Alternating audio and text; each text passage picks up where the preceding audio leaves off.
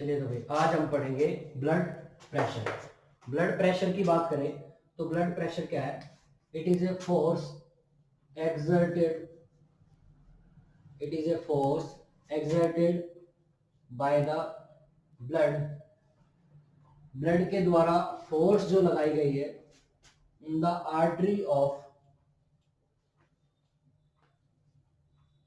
The body. जो आपके शरीर में आर्टरीज हैं उन आर्टरी की सरफेस पे ब्लड के द्वारा लगाए जाने वाले प्रेशर को आप क्या बोलते हो? ब्लड प्रेशर बोलते हो। ठीक है भाई। इस ब्लड प्रेशर की बात करूं तो ये कब बनेगा, ये कब प्रेशर लगेगा? जब आपका हार्ट क्या करेगा? कॉन्ट्रैक्ट करेगा। जब आपका हार्ट के वेंट्रिकल्स कॉन्ट्रैक्ट करते हैं उस दौरान हार्ट जो है वॉल, हार्ट जो पंप करेगा ब्लड और सारा का सारा ब्लड इन वेसल्स में आएगा और वेसल्स की वॉल के ऊपर क्या लगेगा? प्रेशर क्रिएट होगा, प्रेशर लगेगा। इसी प्रेशर को आप क्या बोलते हो? इसी प्रेशर को आप ब्लड प्रेशर लगा बोलते हो, ब्लड के द्वारा लगाए जाने वाला प्रेशर। अब ये जो ब्लड के द्वारा जो प्रेशर लगाया गया है ये प्रेशर दो तरीके से मेजर होता है। इसमें इसकी जो रीडिंग है वो दो आती है, सिस्टोलिक ब्लड प्रेशर और diastolic blood pressure. Systolic blood pressure और डायस्टोलिक ब्लड प्रेशर। सिस्टोलिक और डायस्टोलिक दोनों में अंतर क्या है? दोनों में ये अंतर है भाई, जब हार्ट पंप करेगा तो मैक्सिमम कितना ब्लड लगेगा? मैक्सिमम, ज्यादा से ज्यादा कितना मैक्सिमम ब्लड प्रेशर क्रिएट कर सकता है उसको तो बोलेंगे सिस्टोलिक ब्लड प्रेशर। और कम से कम कितना करेगा उसको बोलेंगे मिनिमम, जितना प्रेशर क्रिएट करेगा वो है डायस्टोलिक ब्लड प्रेशर। ये आपका हार्ट है। हार्ट जब पंप कर रहा है तो आपकी वॉल के ऊपर जब कॉन्ट्रैक्ट कर रहा है, जब हार्ट कॉन्ट्रैक्ट कर रहा है ड्यूरिंग कॉन्ट्रैक्शन, ड्यूरिंग कॉन्ट्रैक्शन जब आपका हार्ट कॉन्ट्रैक्ट करता है सारा ब्लड क्या आएगा? आर्टरीज के अंदर, और आर्टरी के अंदर क्या लगेगा? प्रेशर लगेगा। वो जो प्रेशर होगा उसको बोलते हैं सिस्टोलिक प्रेशर। सिस्टोलिक मतलब during contraction, during ventricles contraction, जब आपके वेंट्रिकल कॉन्ट्रैक्ट करते हैं उस दौरान जितना प्रेशर वॉल के ऊपर लगेगा आप उसी को क्या बोलोगे? Systolic blood pressure. और अभी हार्ट कॉन्ट्रैक्ट करने के बाद जब वापस फिलअप होने के लिए बढ़ता है, जब वेंट्रिकल रिलैक्स होते हैं उस दौरान भी कुछ अमाउंट में ब्लड होता है, हालांकि उतना नहीं होता जितना सिस्टोलिक है, कम प्रेशर मिलेगा आपको। उस कम प्रेशर को आप बोलोगे diastolic pressure, minimum pressure during relaxation of ventricles. जब आपके वेंट्रिकल्स रिलैक्स होंगे उस दौरान जितना थोड़ा बहुत जो भी ब्लड आपकी वेसल्स के अंदर है उनके द्वारा जो प्रेशर लगाया जाता है वॉल के ऊपर, उस प्रेशर को आप क्या बोलोगे? उस प्रेशर को आप डायस्टोलिक ब्लड प्रेशर बोलोगे।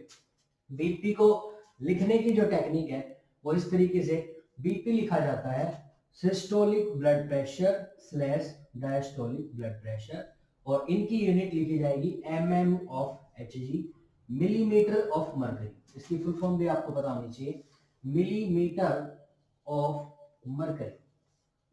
मरकरी का ये सिंबल है Hg, उसी के हिसाब से mm फॉर मिलीमीटर। इस तरीके से आप ब्लड प्रेशर को डिनोट करते हो। जितना भी आपका सिस्टोलिक ब्लड प्रेशर है मतलब मैक्सिमम ब्लड प्रेशर है, ज्यादा से ज्यादा वो लिखा जाता है पहले, उसके बाद स्लैश करके डायस्टोलिक ब्लड प्रेशर, उसके बाद उसकी यूनिट।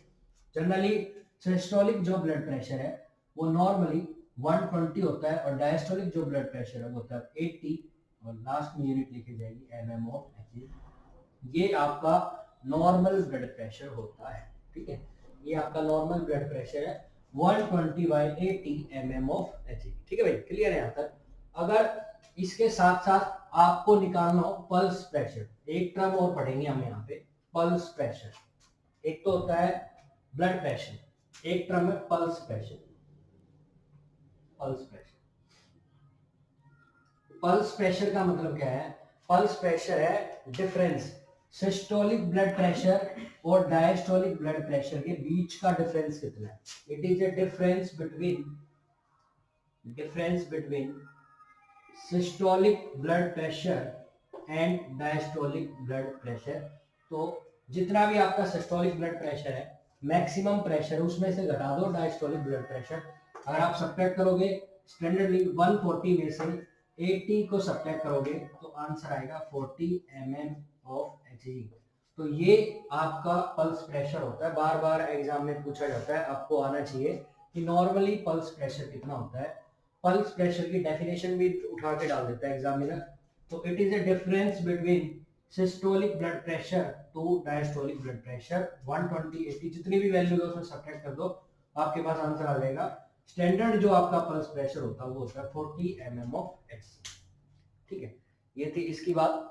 इसके बाद आगे चलो, चलिए नेक्स्ट बात करें नेक्स्ट पॉइंट की। एक पल्स प्रेशर की जब हम बात करते हैं इसके साथ एक प्रेशर, एक टाइप का और प्रेशर पड़ेगा, मीन आर्टीरियल प्रेशर। हमने पढ़ लिया वॉल्स के अंदर मैक्सिमम कितना प्रेशर है, मिनिमम कितना प्रेशर है, पल्स प्रेशर कितना है। अब हम पढ़ेंगे mean arterial pressure. Mean arterial pressure, ठीक है, जिसको आप मैप के नाम से जानते हो। मैप पेपर में बार बार आता है map. Mean arterial pressure, mean arterial pressure या मैप जिसको आप बोलते हो, इसी को आप एवरेज मीन प्रेशर भी बोलते हो। Average mean pressure. देखिए ये क्या है, ये है कि ज्यादा से ज्यादा आपकी ब्लड वेसल्स के अंदर प्रेशर है वो है सिस्टोलिक ब्लड प्रेशर, कम से कम है डायस्टोलिक। लेकिन एवरेज कितना है, कम, एक एवरेज कितनी, मीन कितना है। मीन निकालने के लिए आपको निकालना पड़ेगा उसका मैप। और मैप का मतलब है अगर आपका मैप नॉर्मल है, अगर आपका मैप की वैल्यू अभी हम पढ़ेंगे, अगर ये नॉर्मल है तो इसका मतलब क्या है, इसका मतलब है adequate blood supply, adequate blood supply to the organ. आपके हर ऑर्गन के पास उतनी ब्लड सप्लाई जा रही है जितनी जानी चाहिए। अगर ये है, अगर आपका मैप नॉर्मल है तो वो, इसका मतलब आपके हर ऑर्गन के पास उतनी ब्लड सप्लाई जा रही है जितनी उसको चाहिए। लेकिन अगर आपके मैप की वैल्यू कम है तो मतलब इनएडुकेट ब्लड सप्लाई है। इसका मतलब क्या है, इनएडुकेट ब्लड सप्लाई है। और अगर मैप की वैल्यू ज्यादा है तो इसका मतलब एक्सेसिव सप्लाई है, ब्लड सप्लाई। ठीक है, एक्सेसिव बोलो, ज्यादा है, ज्यादा ब्लड सप्लाई हो रही है आपके ऑर्गन्स के पास। तो ये है मैप। मैप निकालने का फॉर्मूला क्या है, देखिए मैप निकालने का एक फॉर्मूला है जिससे आप मैप निकाल सकते हो।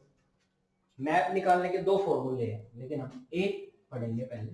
बता मैं दोनों दूंगा लेकिन एक पढ़ेंगे। सिस्टोलिक ब्लड प्रेशर लो, उसमें जोड़ दो डायस्टोलिक ब्लड प्रेशर, और जो भी डायस्टोलिक ब्लड प्रेशर है उसका डबल कर दो, डबल करके जोड़ो और उसको डिवाइड कर दो 3 से। इस तरीके से आपका आ जाएगा मीन आर्टीरियल प्रेशर। मैप कैसे निकलेगा, जितना भी आपका सिस्टोलिक ब्लड प्रेशर दिया है उसमें डायस्टोलिक ब्लड प्रेशर का डबल जोड़ दो और इन सबको जोड़ के 3 से डिवाइड कर दो। आपका आंसर आ जाएगा क्या, मैप मीन आर्टीरियल प्रेशर। अगर मान के चले नॉर्मल आपका ब्लड प्रेशर 120 है सिस्टोलिक, प्लस डायस्टोलिक है 80, इसके आधार पे अगर आप निकालना चाहो तो कितना आएगा, तो 120, ये 2 से मल्टीप्लाई हो जाएगा, 120 प्लस 160 डिवाइडेड बाय 3, ये आ जाएगा 082 डिवाइडेड बाय 3। करीबन इसको काटोगे तो 93.33 आएगा। एवरेज जो मीन प्रेशर है वो होगा 93.33। ये एवरेज आपकी बॉडी का मीन प्रेशर है। इसकी मिनिमम और मैक्सिमम आपको मिलेगा 75 से लेके 105 तक। एवरेज आपको कहां से कहां तक मिल सकता है, 75 से 105 तक मिल सकता है। कि ये बिटवीन प्रेशर, देखो ज्यादा से ज्यादा 120 हो सकता है, कम से कम 80 हो सकता है, तो 120 और 80 के बीच में ही तो है, एवरेज ही तो है, इसलिए इसको बोलते हैं एवरेज प्रेशर। कम से कम इतना प्रेशर तो वॉल के अंदर होना ही चाहिए, एवरेज प्रेशर। अगर ये इस 75 से कम है, इनएडुकेट ब्लड सप्लाई है 105 से, तो इसका मतलब ज्यादा एक्सेसिव ब्लड सप्लाई, ये दर्शाएगा इस चीज को। ठीक है, चलिए ये तो बात होगी इसकी। इस तरीके से आप मैप निकाल सकते हो, मीन आर्टीरियल प्रेशर निकाल सकते हो। अगर इसकी वैल्यू नॉर्मल है तो एडुकेट ब्लड सप्लाई है हर ऑर्गन के पास, और अगर इसकी वैल्यू अब नॉर्मल है तो इनएडुकेट ब्लड सप्लाई है ऑर्गन के पास। एक तो इसकी ये टेक्निक है, इस तरीके से आप निकाल सकते हो। दूसरा आप निकाल सकते हो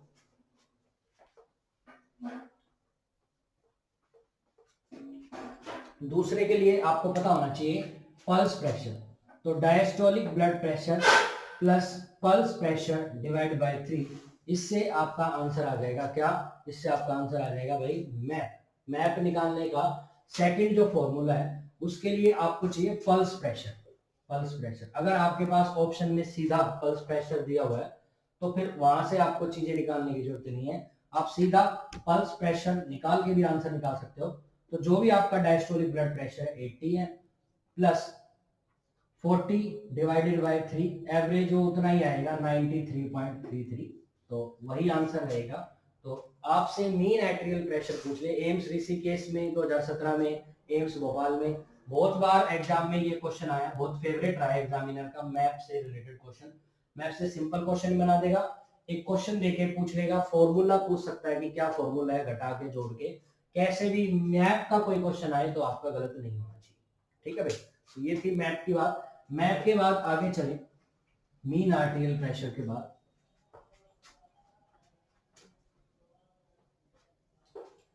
ब्लड प्रेशर की बात चल रही थी। नॉर्मल मैंने ब्लड प्रेशर आपको बताया ये होता है 120/80 mm ऑफ Hg, इतना आपकी बॉडी के अंदर नॉर्मल ब्लड प्रेशर है। लेकिन अगर इसकी वैल्यू 140/90 से ज्यादा आ जाए तो इस कंडीशन को बोलते हैं हाइपरटेंशन, बीपी हाई। और अगर ये बीपी 100/60 से कम हो जाए इसको आप बोलोगे हाइपोटेंशन, हाइपोटेंशन। ठीक है, बीपी हाई और बीपी लो, इसके लिए जो जिम्मेदार सेंटर्स हैं जो इन चीज को मेंटेन करेगा, आपके बीपी को मेंटेन करने के लिए ब्रेन में जो सेंटर है वो है BP regulating centre. Regulating centre ये है मेडुला ओब्लंगेटा। मेडुला ओब्लंगेटा आपके बीपी को मेजर करता है। हालांकि ये कैसे मेजर करता है, ये रिसेप्टर्स डाले हुए हैं, ये रिसेप्टर्स के आधार पे बताता है कि बीपी कम या ज्यादा है। मान के चलो आपकी बॉडी के अंदर बीपी कम होगा तो तुरंत मेडुला ओब्लंगेटा बीपी बढ़ाने के प्रोसेस को स्टार्ट कर देगा। ठीक है, वो रेगुलेट कर देगा। तो इसके लिए उसको पता कैसे चलेगा, तो जैसे घर में कैमरे लगा देते हैं, दूसरी दूसरी जगह आप बैठे हो और वहां से कैमरा लगा के आप देख सकते हैं, ऐसे ही इन मेडुला ऑब्लंगेटा के पास भी कुछ कैमरे लाइक स्ट्रक्चर्स हैं, रिसेप्टर्स हैं, जो आपके वेसल्स के अंदर जो भी एक्टिविटी हो रही है, कितना प्रेशर, उसको मेजर कर लेती हैं। तो इन रिसेप्टर्स को बोलते हैं बैरो रिसेप्टर्स। बैरो रिसेप्टर्स ऐसे रिसेप्टर्स होते हैं जो आपके ब्लड प्रेशर को मेजर करने के लिए जिम्मेदार है, आपकी वेसल्स के अंदर और आपके हार्ट के अंदर, आपके एरोटा मतलब वेसल्स के अंदर और आपके हार्ट के अंदर। आपके हार्ट के अंदर और आपकी वेसल्स के अंदर प्रेजेंट होते हैं बैरो रिसेप्टर्स, जो बीपी मेजरिंग रिसेप्टर्स बोलते हैं, जिनको जो आपके बीपी को मेजर करते रहते हैं। और जब भी आपका बीपी डिस्टर्ब होगा मेडुला ऑब्लंगेटा उस चीज को मेंटेन कर लेगा। ये तो मेंटेन करेगा ही करेगा, साथ में जब बहुत ज्यादा आपका बीपी डाउन हो जाता है, हाइपोटेंशन हो जाता है, तो जैसे किडनी के पास ब्लड कम आता है, जैसे किडनी के पास ब्लड सप्लाई कम होती है, वैसे किडनी एक केमिकल सिक्रिएट करती है रेनिन, और ये रेनिन फिर रेनिन एंजियोटेंसिन एल्डोस्टेरोन सिस्टम को एक्टिवेट कर देता है और ये आपके बीपी को बढ़ाने के लिए जिम्मेदार होता है। ठीक है, ज्यादातर जो हाइपरटेंशन की ड्रग्स है, हाइपरटेंसिव ड्रग्स जो है वो रास सिस्टम पे काम करके आपके बीपी को कम करने के लिए जिम्मेदार होती है। इस तरीके से आपका बीपी मेंटेन होता है कम और ज्यादा। अब कम की बात कर रहे थे, तो कम के लिए एक और टर्म पढ़ेंगे, ऑर्थोस्टैटिक हाइपोटेंशन। एक टर्म और पढ़ेंगे, यहाँ पे कम की बात चल रही है, बीपी लो की बात कर रहे हैं, हाइपोटेंशन की बात चल रही है, तो एक टर्म और यहाँ पढ़ेंगे, orthostatic hypotension. Orthostatic hypotension, ortho word कहीं भी आए पोजिशनल होता है, पोजिशनल ऑर्थोपिनिया, पोजिशनल डिस्निया होता है। जब आप बैठ के सांस ले तो आराम से ले पा रहे हो, खड़े होकर लोगे तो दिक्कत आएगी। तो ऑर्थोस्टैटिक हाइपोटेंशन एक ऐसी कंडीशन है जिसमें आपका बीपी क्या होएगा, डिक्रीज होगा। तो बीपी डिक्रीज की प्रॉब्लम है। अब ये कब देखने को मिलता है, क्या कंडीशन है इसके लिए, आपका सिस्टोलिक ब्लड प्रेशर कम हो जाएगा 10 से 20 से भी ज्यादा, और आपका डायस्टोलिक ब्लड प्रेशर कम हो जाएगा, डायस्टोलिक ब्लड प्रेशर कम हो जाएगा 10 से भी ज्यादा कम। ठीक है, 10 mm ऑफ Hg से भी ज्यादा कम। During 3 minutes of standing, during 3 minutes of standing. 3 minute आप लेटे हुए हो और एकदम से खड़े हुए, खड़े होने के बाद आपका ब्लड प्रेशर कम होता है थोड़ा बहुत, लेकिन अगर वो 20 से भी ज्यादा कम हो रहा है और सिस्टोलिक ब्लड प्रेशर और 10 से भी ज्यादा कम हो रहा है डायस्टोलिक ब्लड प्रेशर 3 मिनट के अंदर अंदर खड़े होने के बाद, तो क्या प्रॉब्लम है आपको? ऑर्थोस्टैटिक हाइपोटेंशन है। ठीक है भाई। और अगर आप ऑर्थोस्टैटिक हाइपोटेंशन को चेक करना चाह रहे हो तो उसके लिए एक पोजीशन दी जाती है जिसको बोलते हैं head tilt table testing position. Head tilt table testing position, table testing position, ये पोजीशन देते हो आप बीपी ऑर्थोस्टैटिक हाइपोटेंशन चेक करने के लिए। पेशेंट का बेड जो टेबल वो टेस्ट, ये टेबल है, इस तरीके से इसकी पोजीशन होती है, इस पे पेशेंट लेटा हुआ है। जैसे ही इस बेड को आप पूरा का पूरा टिल्ट कर सकते हो, है ना, झुका सकते हो, सीधा कर सकते हो, रोटेट कर सकते हो। तो पहले एक बार पेशेंट को लेटाएंगे, उसके बाद वापस पेशेंट को खड़ा कर देते हैं और दोनों कंडीशंस में बीपी को मेजर कर लेते हैं।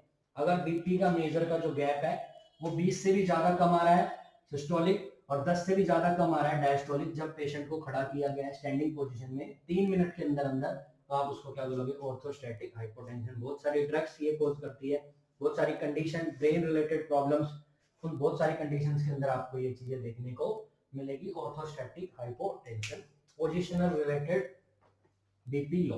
ठीक है, और आगे चलो, बीपी लो की बात कर रहे हैं तो शॉक के अंदर भी, शॉक जब आपके हर ऑर्गन के पास उतना ब्लड ना जाए जितना उसको जाना चाहिए, उस कंडीशन को बोलते हैं शॉक। अलग अलग टाइप के शॉक है, हेमरेजिक शॉक है ना, हेमरेजिक शॉक, सेप्टिक शॉक है ना, अलग अलग टाइप के शॉक है। कुल मिला के शॉक की कंडीशंस में आपका सिस्टोलिक ब्लड प्रेशर कितने से कम हो जाएगा? 90 mm ऑफ Hg से भी आपको कम देखने को मिलेगा। किसकी बात चल रही है? बीपी लो की। हाइपोटेंशन हो जाता है शॉक की कंडीशन में, हाइपोटेंशन होगा। 3 मेन फीचर है शॉक के, हाइपोटेंशन, टैकीकार्डिया, टैकीपीनिया, टैकीकार्डिया और टैकीपीनिया, ये 3 कंडीशंस हैं। ठीक है, किसके लिए? शॉक के लिए। टैकीपीनिया आपकी रेस्पिरेटरी रेट ज्यादा बढ़ जाएगी, टैकीकार्डिया आपकी हार्ट रेट ज्यादा बढ़ जाएगी, और हाइपोटेंशन आपका बीपी क्या है? कम हो जाएगा। किसके लिए? शॉक के लिए। अब शॉक की कंडीशन में आपका जो बीपी कम होता है वो systolic blood pressure 90 mm of Hg से भी कम हो जाए, उसको आप क्या बोलोगे? उसको बोलोगे आप शॉक। ठीक है भाई, तो ये बीपी लो से रिलेटेड कुछ टर्मिनोलॉजी थी। चलिए और आगे चलो भाई। अब आप बीपी मेजर करोगे, कितनी कितनी कौन सी वैल्यू रहेगी वो देखते हैं।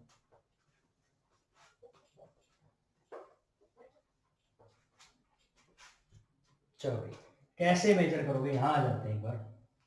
प्रोसीजर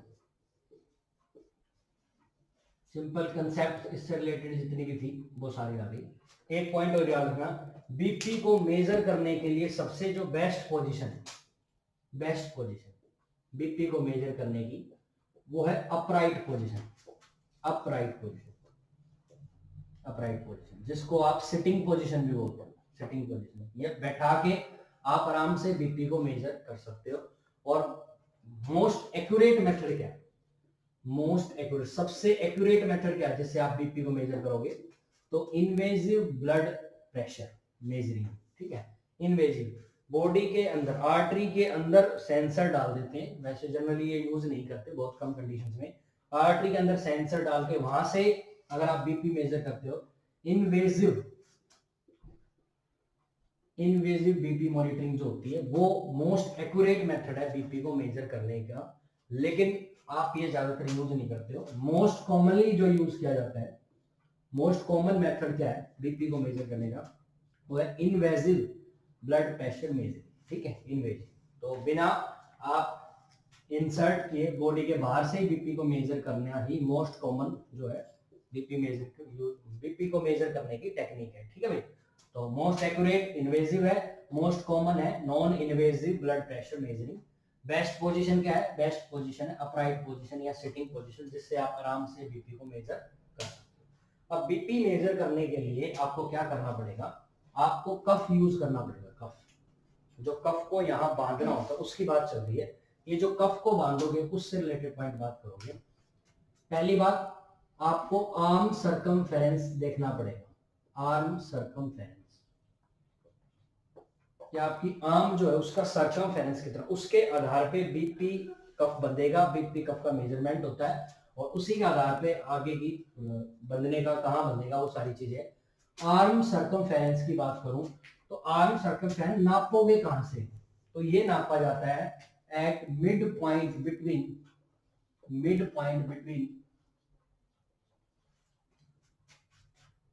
और एक्रोमियम process of scapula to olecranon process of ulna. olecranon process of ulna। देखिए, स्कैपुला जो बोन है, स्कैपुला बोन का जो सबसे उभरा हुआ हिस्सा है उसको तो बोलते हैं एक्रोमियम प्रोसेस। तो एक्रोमियम प्रोसेस से और आपकी जो अल्ना और रेडियस बोन है, अल्ना बोन का जो एंड पॉइंट्स है, इस पॉइंट और स्कैपुला बोन के एंड पॉइंट, इन दोनों पॉइंट के बीच से यहां से आप चेक करोगे आर्म सर्कमफेरेंस। मेजर कहां से करना पहले तो वो बात करो, ठीक है। कफ तो बाद में लगाएंगे, कफ का जो मेजरमेंट है वो किया जाता है आर्म सर्कमफेरेंस से। और आर्म सर्कमफेरेंस आप नापोगे कहां से? वो नापोगे एक्रोमियम प्रोसेस। ये जो स्कैपुला बोन होती है जो पीछे की साइड, स्कैपुला बोन का जो सबसे ऊपर वाला पॉइंट है उसको बोलते हैं एक्रोमियम प्रोसेस। एक्रोमियम प्रोसेस से लेके आपकी जो अल्ना बोन है, अल्ना बोन का जो हिस्सा उभरा हुआ हिस्सा होता है, प्रोसेस मतलब उभरा हुआ हिस्सा, उस प्रोसेस के बीच में से आप मिड पॉइंट से आप नापते हो आर्म सर्कमफेरेंस। और जो ये आर्म सर्कमफेरेंस आप नापोगे, इसी आर्म सर्कमफेरेंस के आधार पे बीपी का कफ बनेगा। बीपी जो वो डायलेट होता है। अब बीपी कफ जो बनाओगे आप आर्म सर्कमफेरेंस के आधार पे, 80% जो बीपी कफ की जो लेंथ होती है वो 80% ऑफ आर्म सर्कमफेरेंस होती है और 40% ऑफ आर्म सर्कमफेरेंस होगी इसकी विड्थ, ठीक है। बीपी मान लो कफ इतना बड़ा है, तो बीपी कफ की जो ये लेंथ है, ठीक है, लेंथ होगी 80% ऑफ आर्म सर्कमफेरेंस और ये विड्थ जो है ये होगी 40% ऑफ आर्म सर्कम। जितना भी आपने आर्म की सर्कमफेरेंस नापी, मान लो आपने नापी 10 सेंटीमीटर से, तो 10 सेंटीमीटर तो पूरी आर्म की सर्कम। आपको कफ बांधने के लिए कफ का मेजरमेंट क्या होना चाहिए? तो कफ की जो ये लंबाई है, ये वाली जो लंबाई है, ये 80% होनी चाहिए उसकी, मतलब 8 सेंटीमीटर होनी चाहिए। पूरा होगा तो फिर फूलेगा नहीं, वो फूलने के लिए जाना चाहिए। और उसका आधा, 8 का आधा 4 सेंटीमीटर आपको चाहिए इसकी विड्थ। इसकी बीपी कफ जो बैलून गुब्बारे का बना हुआ जो कफ आएगा, उस कफ का मेजरमेंट है। ये मेजरमेंट डिपेंड करता है आपकी आर्म की सर्कमफेरेंस। या आपकी आर्म है, इस आर्म की सर्कमफेरेंस कितनी है, इस सर्कमफेरेंस जितनी भी है उसका 80% तो हो गई इसकी लेंथ कफ की और 40% होगी इसकी विड्थ। इस तरीके से कफ को बनाया जाता है बीपी कफ, ठीक है। अब कफ बन गया, अब कफ बन गया तो ये कितने कितने साइज का यूज किया जाता है बच्चों के अंदर, बड़ों के अंदर, वो सब की बात करते हैं। बीपी कफ की लेंथ कितनी होगी सेंटीमीटर्स में बात करेंगे। बीपी कफ मेजरमेंट,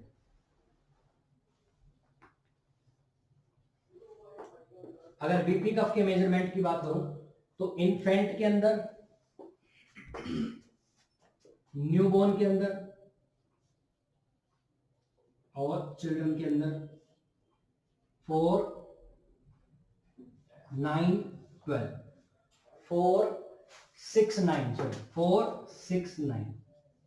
तो 4 अगर इसकी विड्थ है तो इसकी लेंथ हो जाएगी इसका डबल, क्योंकि लेंथ की विड्थ जो है लेंथ की डबल होती है।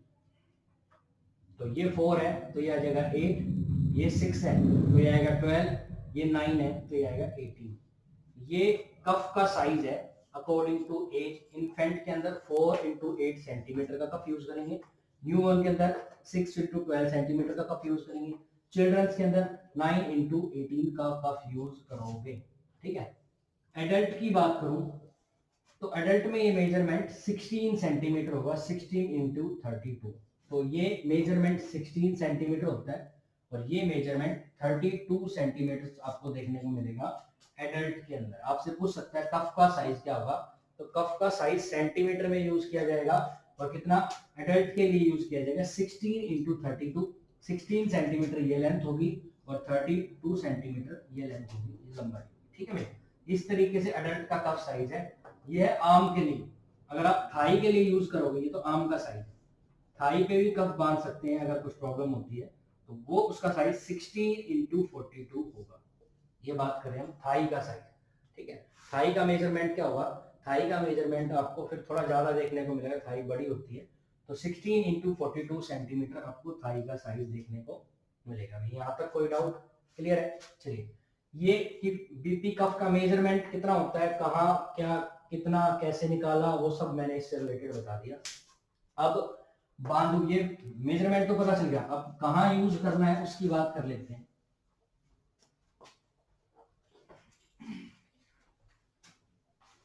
बीपी कफ को बांधा कहाँ जाएगा? बीपी कफ को वहीं बांधा जाएगा जहां से आपने आर्म सर्कमफेरेंस को मेजर किया था।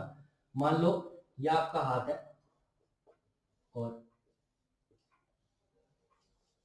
देखो ये शोल्डर वाला हिस्सा है, शोल्डर पे यहाँ आपकी एक्रोमियम प्रोसेस है और यहाँ अल्ना बोन का ओलाक्रेनियल प्रोसेस है। इन दोनों के बीच में, इन दोनों के बीच में बांधा जाएगा, यहाँ आएगा कफ।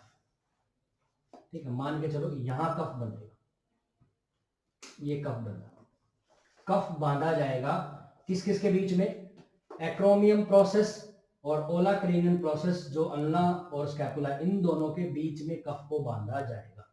देखा जाए तो आपका ये जो हिस्सा है, ये एल्बो के पीछे की साइड है, तो इस हिस्से को बोलते हैं क्या, एंटी क्यूबाइटल फोसा।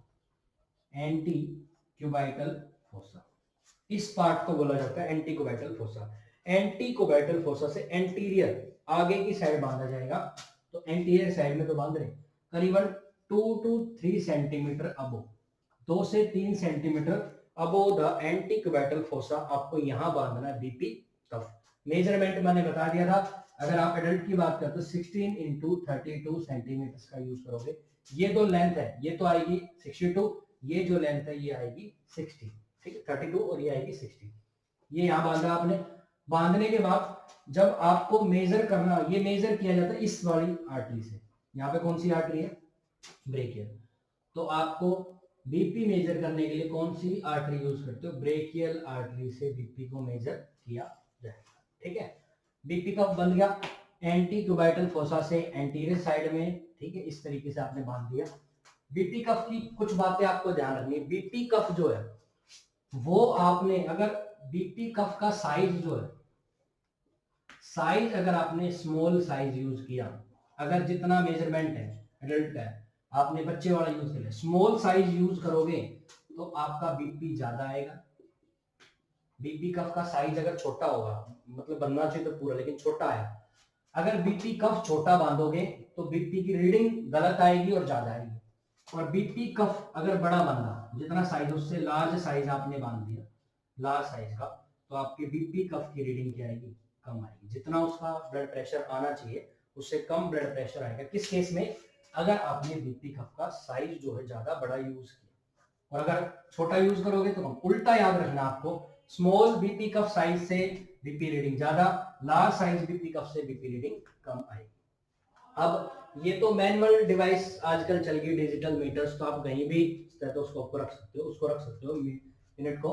लेकिन अगर मरकरी थर्मामीटर की बात करें तो मरकरी थर्मामीटर में जो मैनोमीटर की जीरो रीडिंग है, वो जीरो रीडिंग और हार्ट का लेवल, दोनों का लेवल बराबर होना चाहिए। मतलब अगर यहाँ आपका हार्ट है तो हार्ट के लेवल पे यही बीपी मेजरिंग यूनिट की डिवाइस होनी चाहिए, दोनों को बराबर रखोगे। ठीक है, तो यहाँ पे हार्ट लेवल पे ही हैंड को रखना होता है। अगर आप उससे कम या ज्यादा रीडिंग गलत आएगी।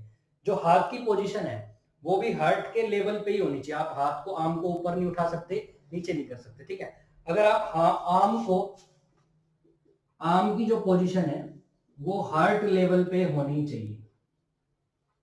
ठीक है, अगर आप आर्म को अबोव करोगे, अबोव द हार्ट लेवल करोगे तो रीडिंग कम आएगी। उल्टा, अगर आर्म को आप उठाते हो, अगर अबोव द हार्ट लेवल करोगे तो रीडिंग आएगी कम, और बिलो द हार्ट लेवल करोगे तो रीडिंग आएगी ज्यादा।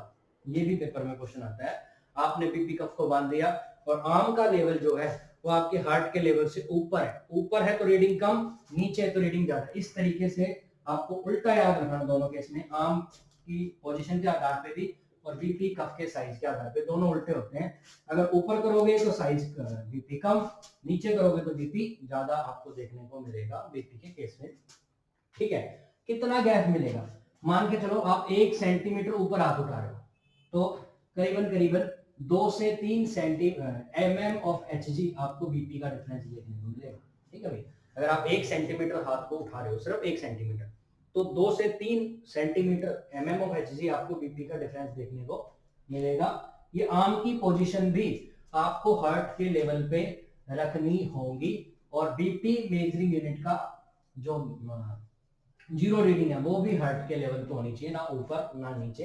अगर आप लोगे तो आपकी रीडिंग सही नहीं आएगी। ठीक है, अब ये बीपी कफ का साइज होगा, ब्रेकियल आर्टरी से आप नाप लोगे।